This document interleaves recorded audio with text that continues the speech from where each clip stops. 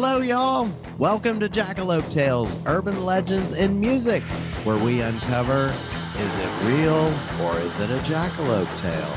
I'm your host, Charles Mooney. And I'm Lisa Umbarger. Charles and I are founding members of the Toadies, and now we're podcasting. And we're feeling lucky. Yes. Oh. The old St. Patty's. Like a weird Scottish. Yeah, you were amalgam of all these international. Yeah. It's the international coffee version of Irish. Yeah, but I'll take it. Yeah. I mean, hey, it's St. Patty's Day this week. Right. And we are kind of finding the jackalope way to celebrate. Right. So we thought, who's our favorite Irishman? Yeah. And we picked Bono.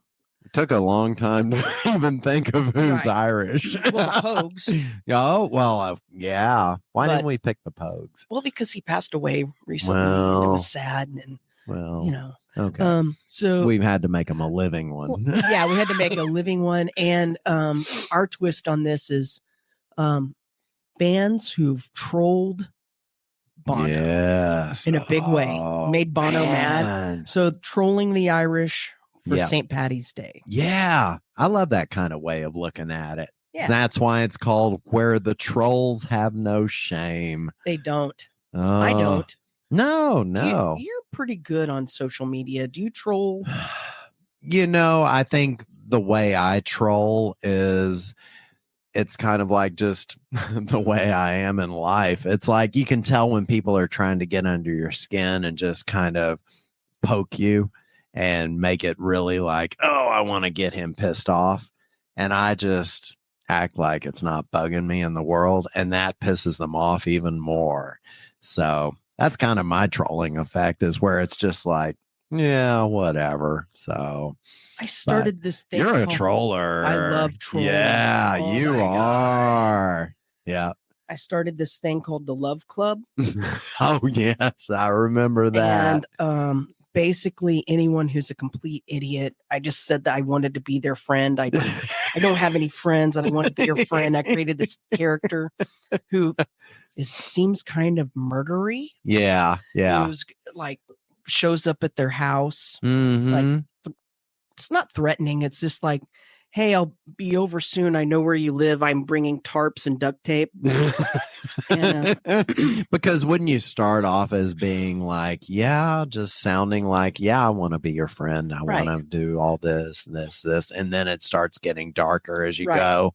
Yeah. Right. It's like, I just pick something that they say and like launch off of it and say, oh my God, we're so perfect together. Yeah. You're my best friend now.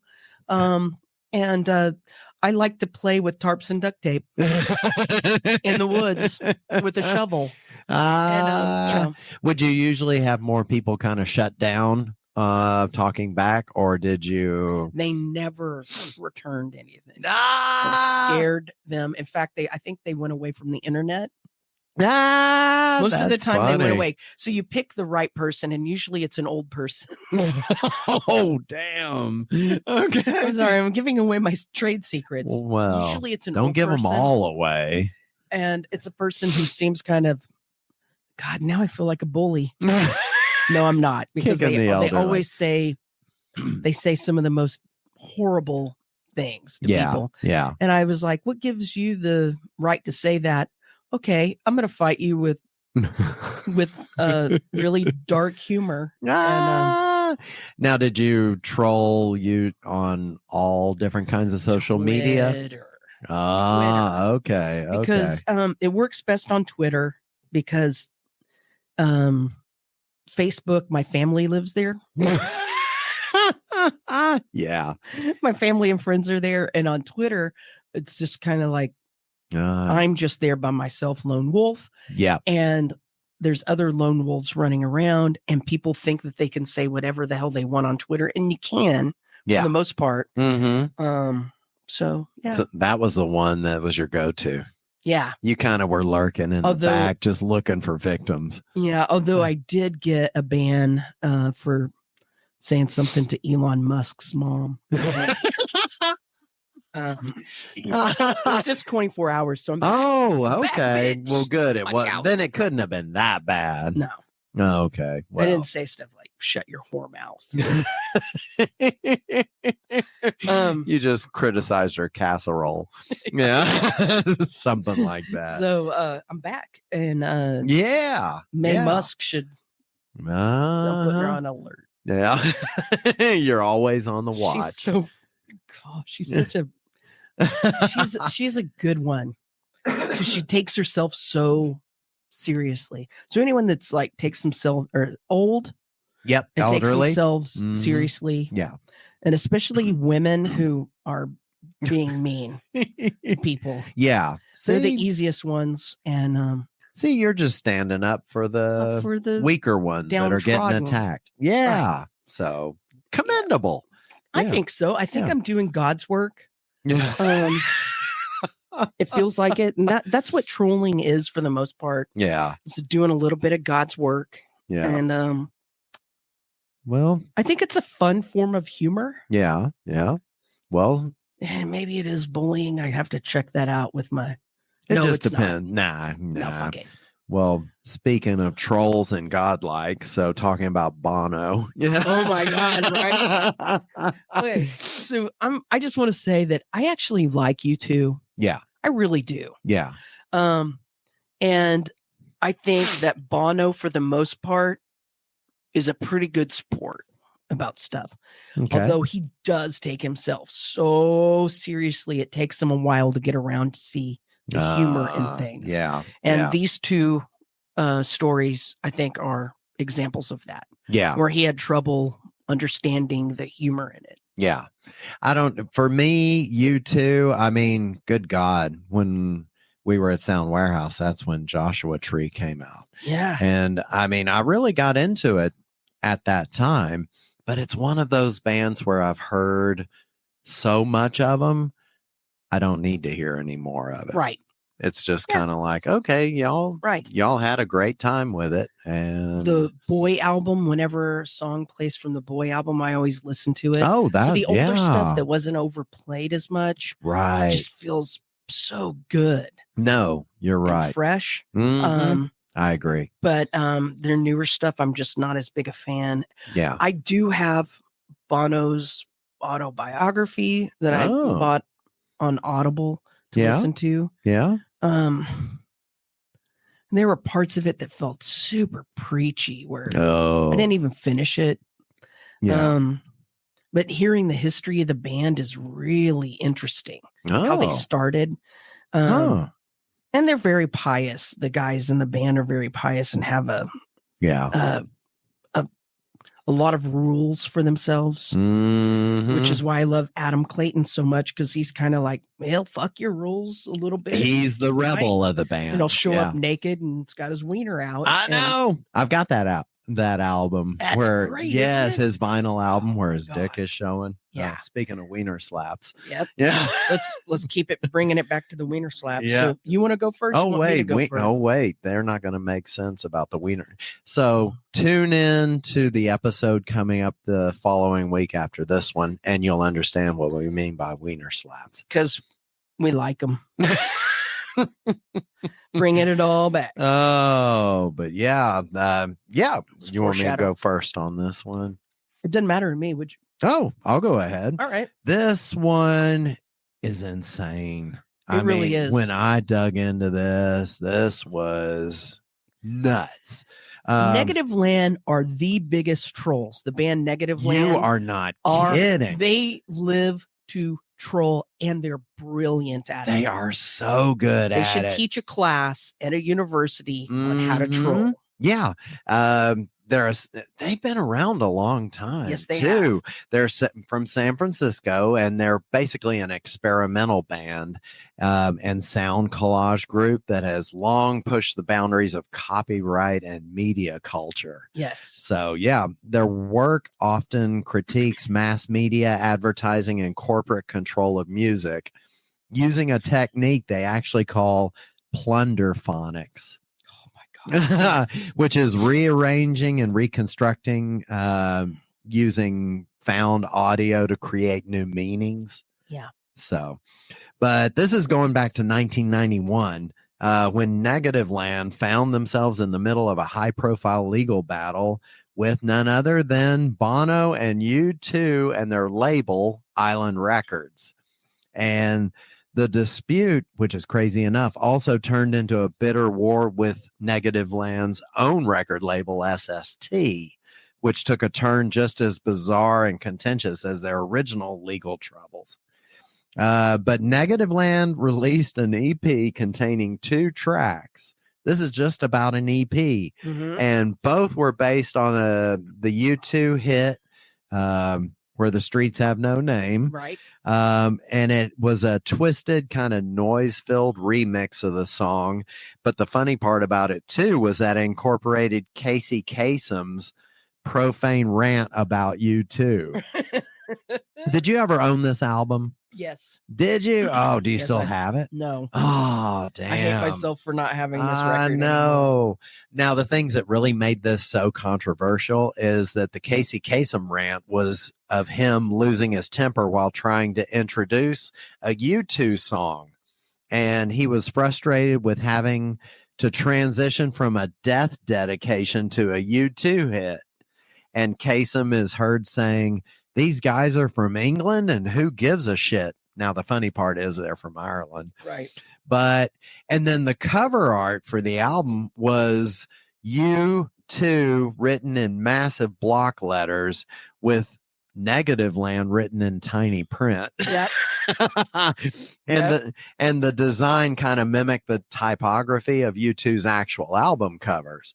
And now they put this album out right before Octung Baby was coming out, which is the perfect time because that album, I know a lot of people who like it, but that album was shite. But it was the most anticipated album, whatever they were going to be coming out with, because it was right after Joshua Tree. Right. So people were really just waiting.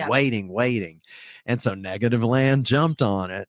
But they're known, like you said, for their media hoaxes. They release records with the intention of causing trouble. Right.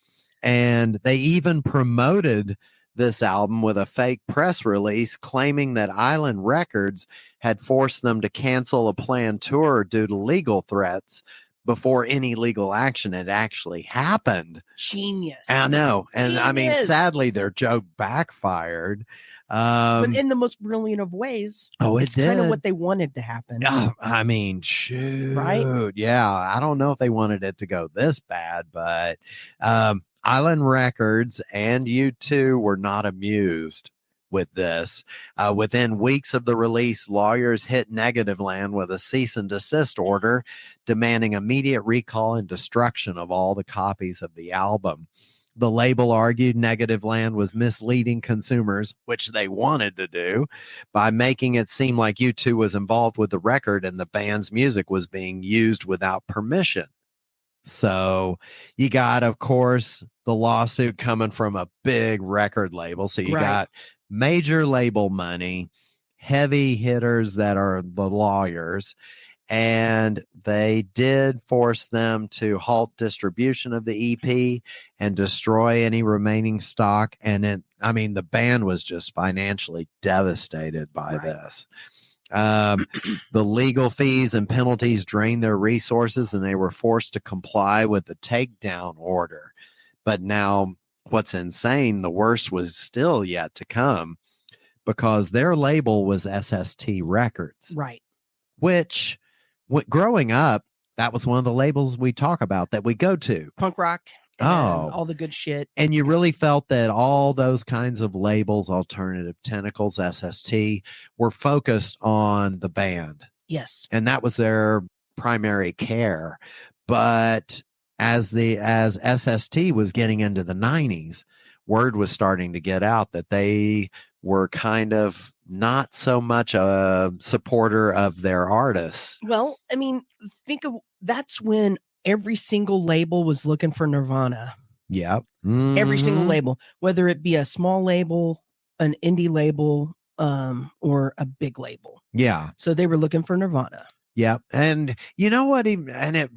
It's like, this might have to be another podcast episode, but SST had legal battles with Husker Du, Yes. Meat Puppets. Yeah.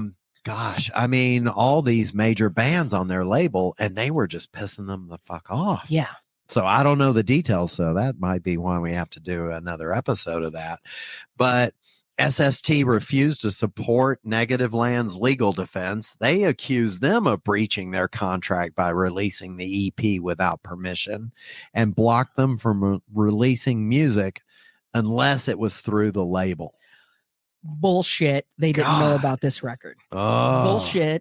Bullshit. Yep. Oh, and yeah. I think that Island Records mostly pushed this lawsuit, not U2. I think U2 was like, whatever.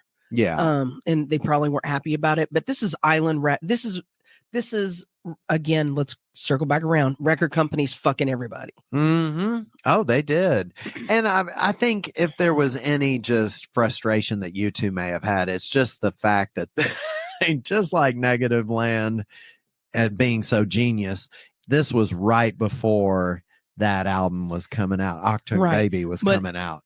I think that they're smart enough to know that if they ignored it, it would just go away. Yeah. It really would. No. It was going to be tiny. No one gives a fuck about Negativland except people like me. Yeah. Who idolize their trolling. Oh, yeah. But now, instead of retreating, Negativland turned the legal battle into an artistic statement. Yes. I know. They released a book and an album in 1995 called The Story of the Letter U and the Numeral 2. Yes. Yeah. Have you ever heard that? Yeah. Yeah. Oh, and they document all the stuff about it, the details, the court documents, legal correspondence. Yes.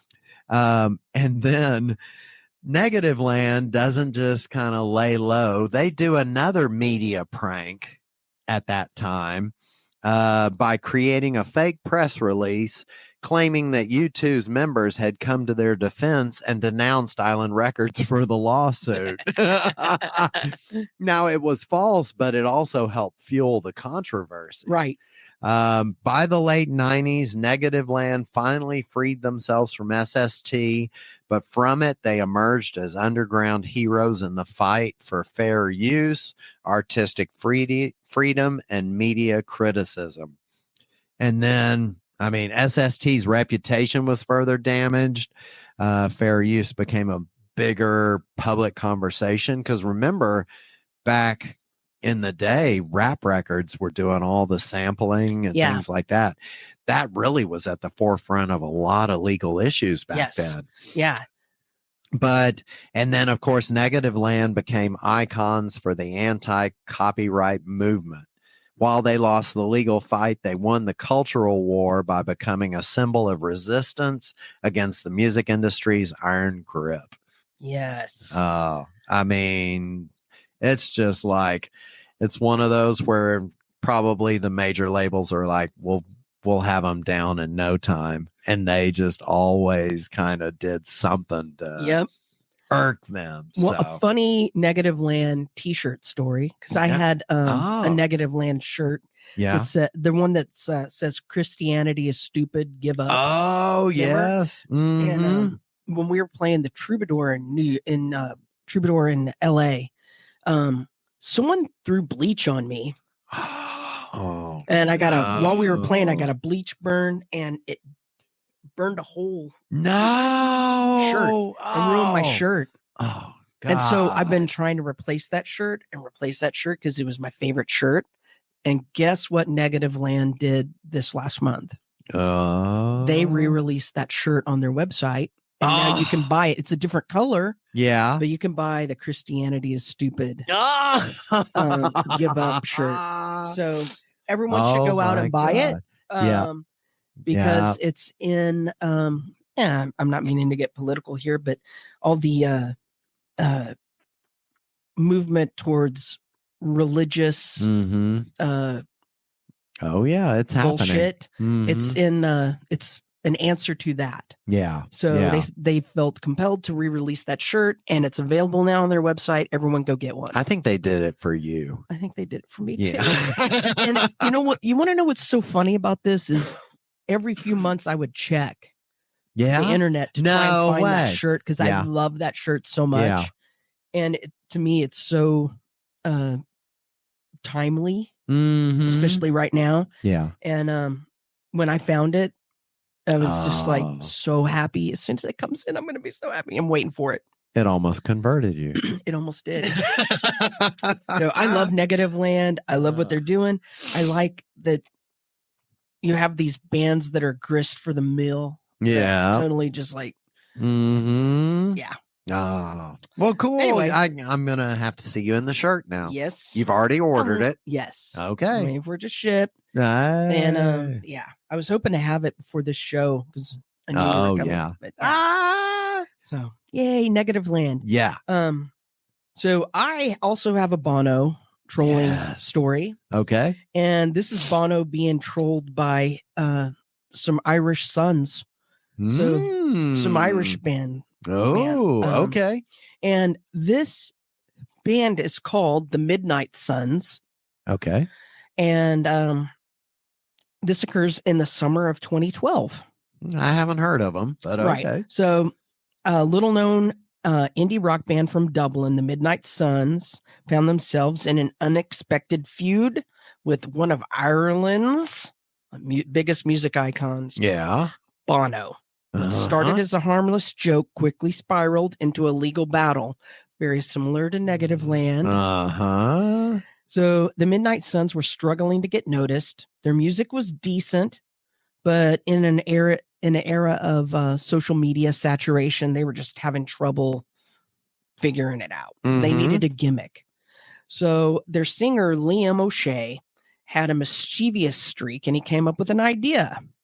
What if they promoted a show and made it sound like Bono would be performing?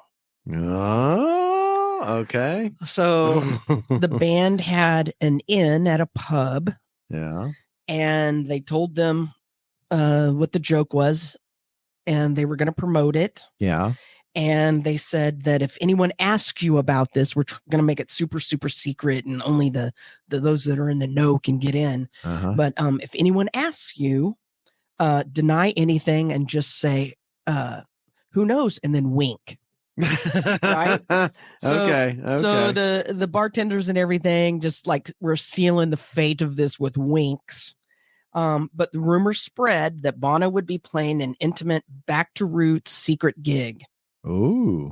And little flyers were kind of handed out or put on the ground, and right. So these super secret flyers, and you're supposed to have a code word to get in. Ooh. And I never did find out what the code word was. I wonder what it is. Oh, what? Adam Clayton's wiener. Anyway, so the rumor kept spreading. It kept growing. And as the word got out, hundreds of U2 fans descended upon this little pub in Dublin. Oh, yeah.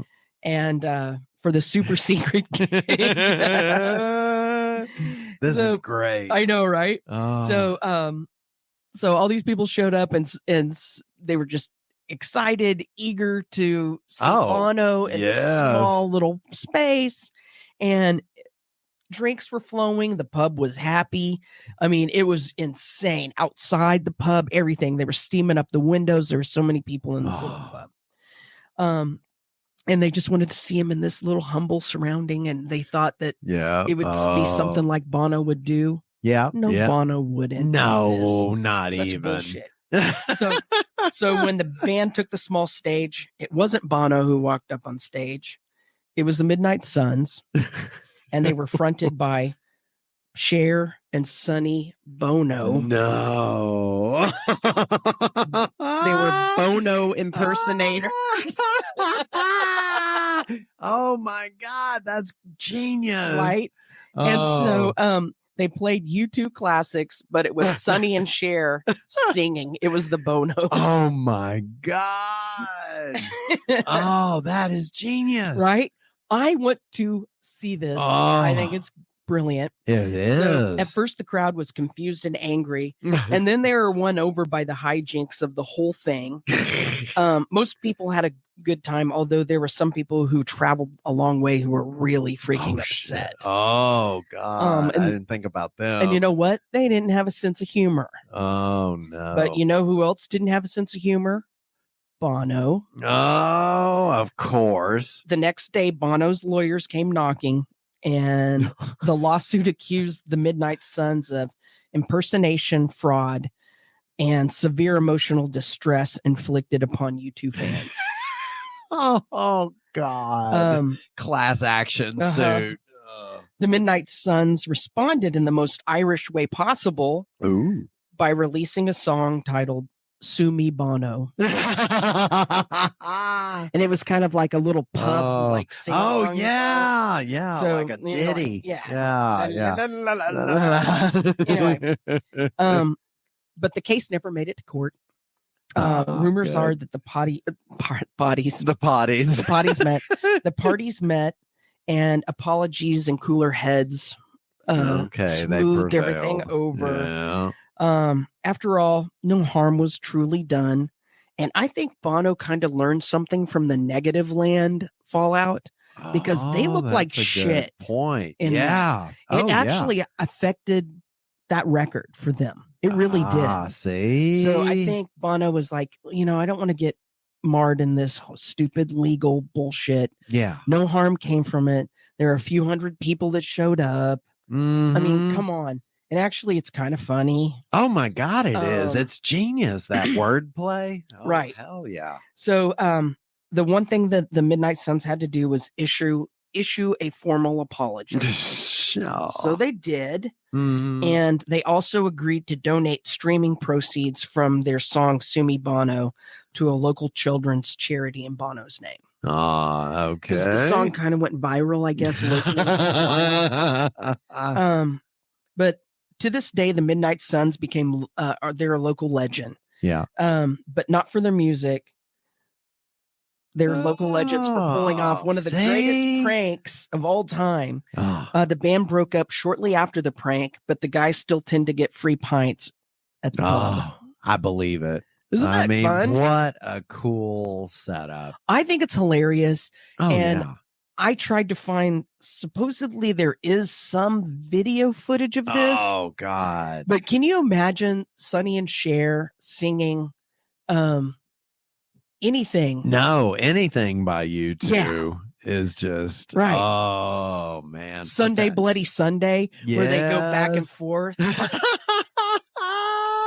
Yep. Where Sonny would go, wipe your tears away. Yep. Oh, damn. I hope that we can find some video. Man. On that. Yeah. I mean, there's Sunday, Bloody Sunday. I can't sing it like that, but good Lord, okay. man. God. So genius. Examples of trolling where it's just like, I mean, sure, they get their hand slapped, or in the Negativland's case, it was hardcore, but God. Right. I think in the end, Negativland are happy about it. Oh, I know that so. Probably in the throes of the bullshit. Yeah. But they are trying to disrupt. They're disruptors. That's what they do. And they did it in a huge way. Yeah. They pulled back the curtains on their stupid record company. Yeah. Everyone else... They were already losing face with the bands, and then they lost face with the customers, the fans. Yes. So people like you and me who were buying SST records no longer were buying SST records because they were pieces of shit. Yeah. And they made Island Records look like shit as well. Yeah. Oh no, they accomplished everything that they could have wanted to do. I don't think I'm wrong. I think not too long after that, U2 went to Interscope. Oh, yeah. I can't remember where the jump was, but Island Records became no more. And maybe this is maybe Negativland fucked Island Records off, and oh hell yes, U2 had to go to another devil called Interscope. I don't know. Those damn cursed record labels. But no, those are great examples of where, God, you can use art to really kind of pick the scab off. And it's like trolling elderly people on, Right. on Twitter. They shouldn't be on there anyway. Yeah. Go home. Right. You got better things to do. Speaking of trolling, you know how St. Patrick got the snakes out? How? Kazoos. Kazoo is a good weapon. Right. Yeah. To draw out the snakes. Yeah. It's like an oral baptism. Yeah. Right. So Draw the snakes out. This also leads us to a fun part of the show called the Lone Star Salute. Oh, it's the great 1-star stuff. Where we read a 1-star review of something about music or music related. It could be a band, a show, the wine they make. Right. I mean, it could be anything. So many things. Oh. But I've got a funny one. Oh, I'd love that. Because it's not even anything to do with music, but it's kind of like the sleight of mouth where you think that the Bonos or the Bonos might be Bono. Same spelling. So not their fault. This is a review for Bono Sicilian certified PDO extra virgin olive oil. Ooh, okay. All right. And this one is very short and so freaking hilarious. And I would troll this lady on Twitter if she posted something because you can tell she's old. Yeah. And her name is Kimberly Valance, and she titled this review, "Can't Open It." Oh, God. And Kimberly goes on to say, "I'm pretty smart, but I cannot open this bottle without breaking it. I will never purchase again. I am bleeding, trying to open. Don't waste your time. Not worth it." She's bleeding. That's terrible. I know. Right? But funny as hell. So her husband probably died. Yeah. And then have anyone to open up bottles for her. Yeah. So, I mean, she hasn't ordered anything from QVC to help her open. Right. She just has to use there are Flash products. Yes. Yeah. There's products. So don't kick Bono in the nuts about it. She can't open something. God. I've been in this bathroom for 3 hours. I can't open the door. And she never said she got it open. She didn't. In fact, she said, "Don't waste your money." Yeah. She can't open it. Yeah. She's bleeding even. God. Probably her blood all over the bottle. I'm guessing that her blood pressure meds are making her bleed worse. God, yes. Yeah. No thin clotting. blood. Yeah. Oh man. Okay, what do you got? Well, I found a review and I kind of wanted to read this one because this is kind of a nod to our friend Randy Brown. Oh yeah. Randy, I think I've seen a few times he posts that I think he ranks Unforgettable Fire as one of his favorite albums of all time. Yes, he does. Well, this person didn't. No. Yeah, the title of it. Cry. He's going to start trolling us after he hears this. 90% CGI, 10% filler. So the guy goes on to say, naming your album after a sacred desert plan is one thing, but naming your work after the burning bush in the Old Testament is just downright arrogant. But you know, Bono has Vatican fever, and if he ever gets to wear the funny hat, he'll start shipping nukes to Africa, and that'll be the end to all this global warming and starvation nonsense. Shit. And I haven't even gotten to the music yet.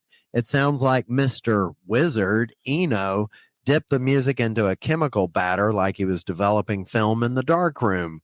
I think it's supposed to be art. Well, okay, if we're talking about those paintings where it's just a small dot in the center of the canvas, then I get the connection. If you're into murky production and Bono's tight scrotum vocal pleadings, this is the one you've been waiting for. So grab a few dollars, hit the used bin, and let the oral sex begin. Me, I just fell asleep in Bug Eyes and Co. because he wore those glasses. are serenading me as we ride a magic rainbow cloud to La La Land, where a benefit is taking place to help support oppressed Oompa Loompas. So, So, I mean, yeah. I'm still back at the beginning of the review where, it's so Unforgettable Fire came before Joshua Tree. Yes, it did. It was right before. So the way that he's already wrong. You see.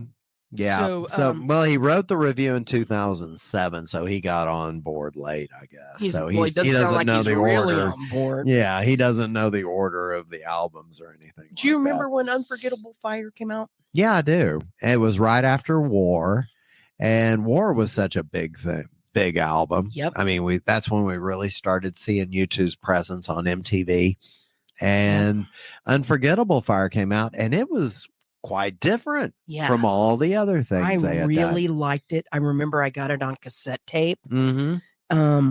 And I was in college and didn't have a whole lot of money, and I could choose, very few tapes. I got that one. Yeah. And I loved it. Yeah. I really did. I thought it was a good follow-up to War. Yeah.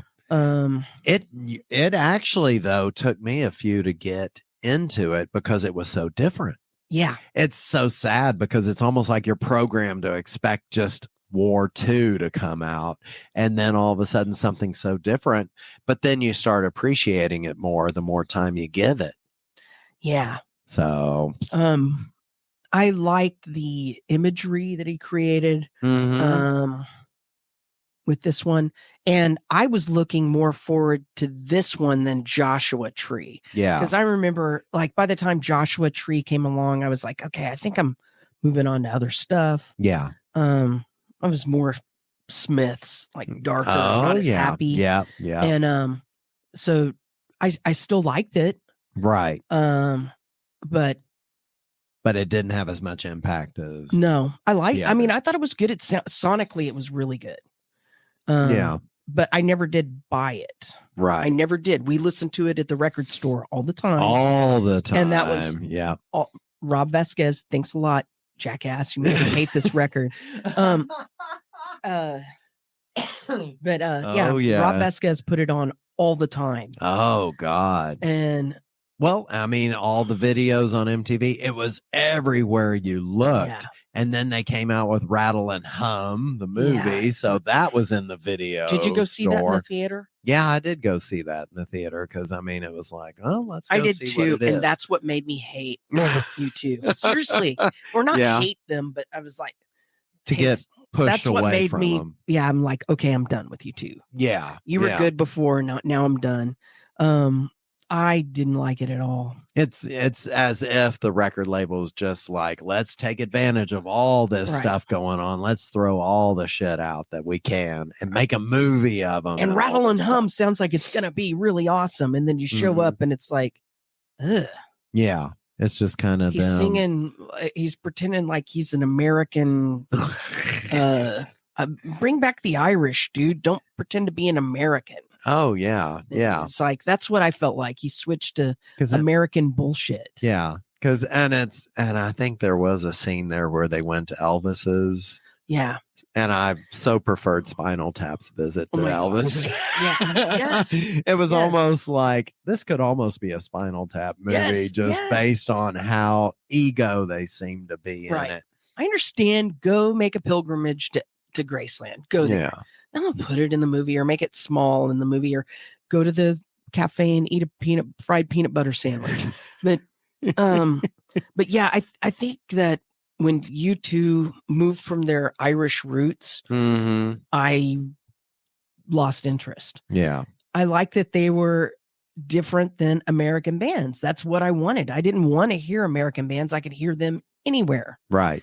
I wanted something different. And then when they became Americanized, I was we moved on. Right. Yeah. So it felt like they'd had their time. So. Well, fuck it. Now we're gonna guess what? We're gonna go from Lone Star to the happy ending. Happy ending indeed. And I'm not feeling happy endings right now because now I'm thinking about the Americanization of U2. I could we should do a college course in that. Oh. The Write a bands that thesis became paper. the bands that became Americanized and started sucking. Yep. They Right. They heard a couple blues guitarists and they were like, I'm that now. Yeah. I'm going to be the 51st band. Yeah. Yep. Start showing that. Yeah. Sing with an accent and fucking be different. And embrace your nationality. Yes. Embrace your style. Fucking fly high. Speaking of flying high, though, this is the happy ending. Yeah. So both of these Bono trolling moments. They were publicized. Yours way more than mine. Mine was mostly localized in Ireland. Yeah. So there's not a whole lot that you can find about it. No. Because it just kind of was like a blip on the map and happened and goodbye. Right. The Irish goodbye. I'm just gonna walk out the room anyway. So yours is very, very, very publicized because it lasted a long time. Amazingly so, because Negativland was barely even known. Right. And this really and it went on though. and it the record labels made it bigger. Yeah. And I think Negativland made it bigger too, because they kept like stoking the fire. Yeah. But the Midnight Suns, even though they tried to make it bigger with the Sumi Bono thing, it never really did catch on. I think that maybe if the Midnight Suns had a record label or they had better social media, something. It's hard for an Irish ditty to catch on to. Well, yeah, you can only do so many jigs. Yeah, you're jugged out. Yeah. So, but more power to them. I love examples of trolling. I love it when the smaller person gets under the skin and just gets to the core of the problems. Well, I'd like to see if people have a sense of humor about it. Yeah. I mean, there's some trolling that's just fucking evil and mean, but I think both of these examples were actually humorous and intelligent. Oh, very. Yeah. So, it's at what point do you go, okay, that's pretty good. Yeah. And you got to get over yourself. Right. So, and I'm glad that Bono learned a lesson, and he did eventually, right? Or at least I feel like he did. Yeah. Yeah. So anyway, thank you for listening, everyone. We really appreciate you. Please check us out on all the socials and check out the show notes. Yeah, be sure to like, subscribe, rate, leave us reviews on Apple Podcast, anywhere you get your podcasts. Be sure to give us some subscribes on YouTube so we can troll live. We would like to do that. Live trolling. Can you live troll? Maybe. I think you can. Yeah, we can try it. I mean, we could troll each other. Oh, and you're mean. So I'm gonna have to really come prepared. I think we we could do it. Yeah. We all have neighbors. Okay. So so just get us up to 1,000 subscribers and we can start trolling neighbors. We want to. Yeah. You want to see this. Yeah. I think you want to. Right? That'll get us on the map. We're so close. We're so close. So close. Thank you again, and please join us next time as we question: is it real or is it a jackalope tale? And happy St. Patty's Day. Happy St. Patty's Day. You ever drink my Lucky Charms? I still can't do the accent. The frosted old cereal with oh no. Fucking Lucky Charms. Do you like They're Lucky magically Charms? delicious. Yes, I do. I wonder if Irish people think our cereals are racist. I know we haven't gotten in trouble for the Irish leprechaun on the box. Right. But I wonder if they think, fuck that. That's a religious icon to us. You guys are making fun of it. This isn't a leprechaun like Irish Jesus? Oh, I think so. I think they're Irish Jesus. With a red beard. Yeah. And I mean, gives you a pot of gold. Right. Yeah. And I wish our Jesus did that. I know. We got the cheap Jesus. We got the sacrificial. Gives you Jesus. salvation. Right. Yeah.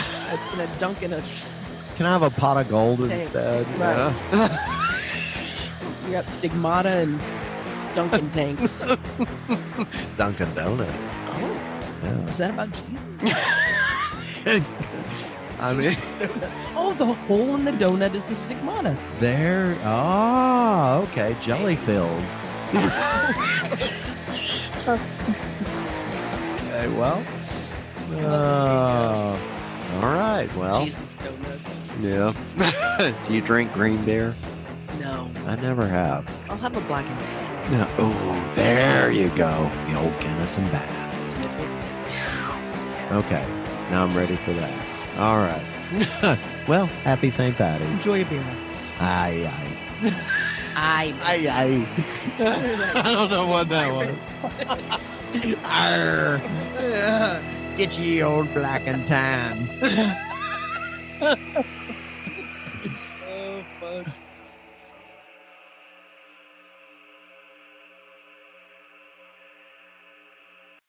Right? I should have taken a Claritin.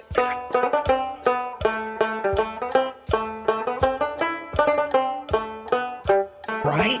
I should have taken a Claritin.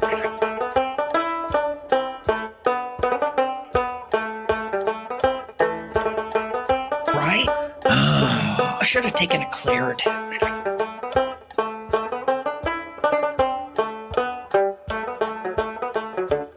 Right? I should have taken a Claritin.